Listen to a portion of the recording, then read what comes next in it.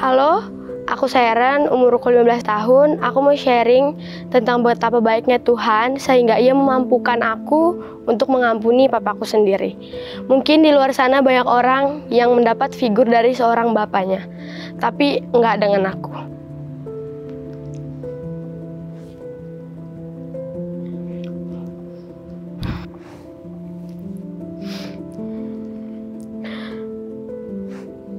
Dari kelas 6 SD, aku udah nggak pernah ngerasain rasanya mungkin disayang lagi. Ketika itu Bapak bener-bener berubah jadi kasar, tapi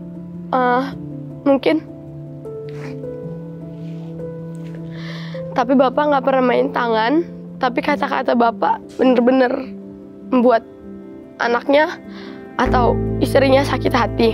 Dan Sharon, puji Tuhannya, Sharon bisa bergabung dengan komunitas yang membahas tentang karakter building, yang poinnya membahas tentang pengampunan.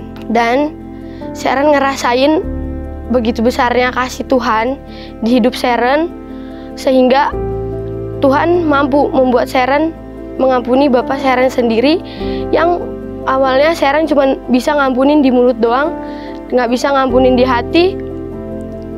Setelah Sharon mendengar firman-firman yang telah disampaikan, Sharon merasa kalau mengampuni itu akan membuat hati Sharon menjadi lega, akan membuat hidup ini nggak penuh beban pikiran lagi. Dan mulai perlahan Sharon mampu mengampuni Bapak Sharon. Dan Sharon berterima kasih banget sama Tuhan, karena Tuhan udah baik banget sama Sharon. Tuhan udah luar biasa. Tuhan udah mampu membantu Sharon untuk bisa mengampuni orang yang dulunya nggak bisa Sharon ampuni.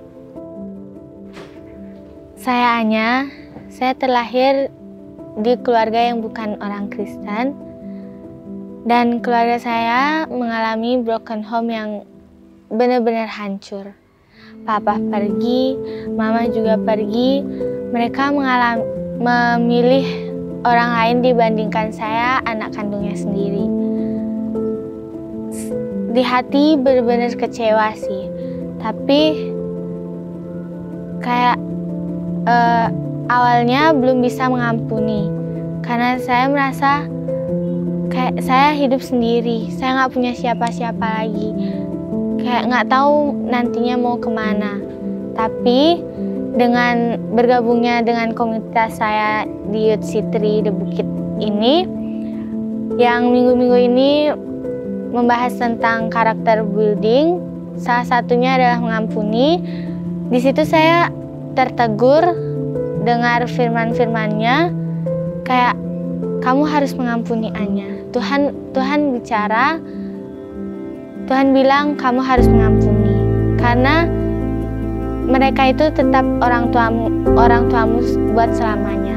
Jadi di situ puji Tuhannya, dari mulai situ saya berusaha buat mengampuni, dan akhir-akhir ini Anya berusaha buat mengampuni mama, mengampuni papa. Jadi kayak setiap hari bisa, meskipun jauh, Anya tetap chat, Anya tetap sapa, tegur, sapa. Dan mengampuni itu nggak mudah, tapi hanya belajar buat mengampuni mereka. Perkenalkan, saya Nita, umur saya 12 tahun.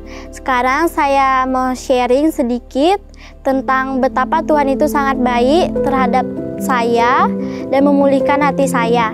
Jujur, saya sangat tidak senang kepada ayah saya karena ayah saya terlalu keras terhadap saya dan mama saya. Dan minggu-minggu ini saya belajar tentang karakter, yaitu pengampunan.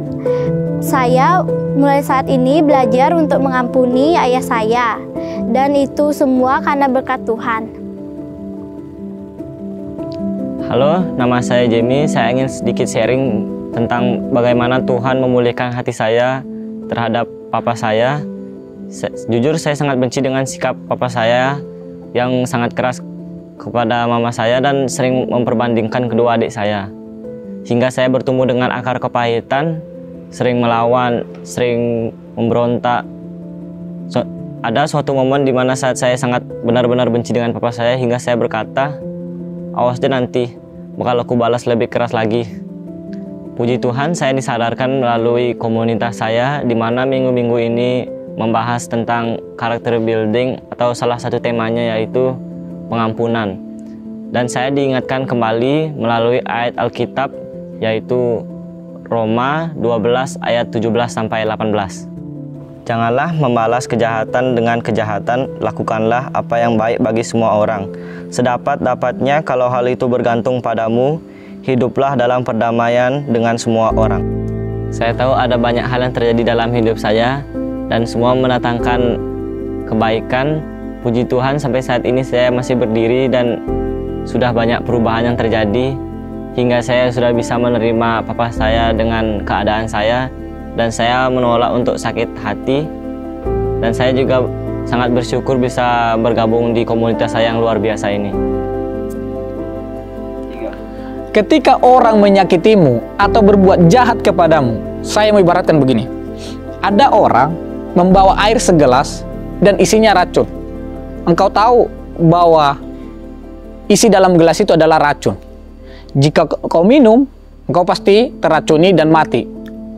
Sama halnya, jika orang menyakiti kita, yang sebenarnya keputusan untuk sakit hati atau tidak ada di tangan kita.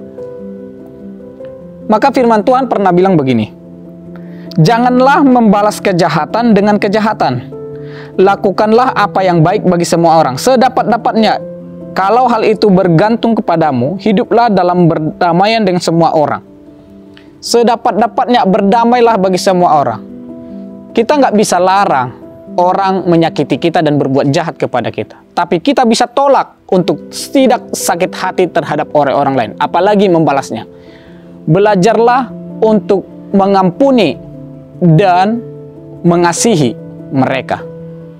Jangan terima air dalam gelas itu yang berisi racun, yang meracuni kita dan menghamiri hati kita. Tapi tolaklah itu supaya hati kita bersih dan mengampuni orang yang berbuat salah kepada kita.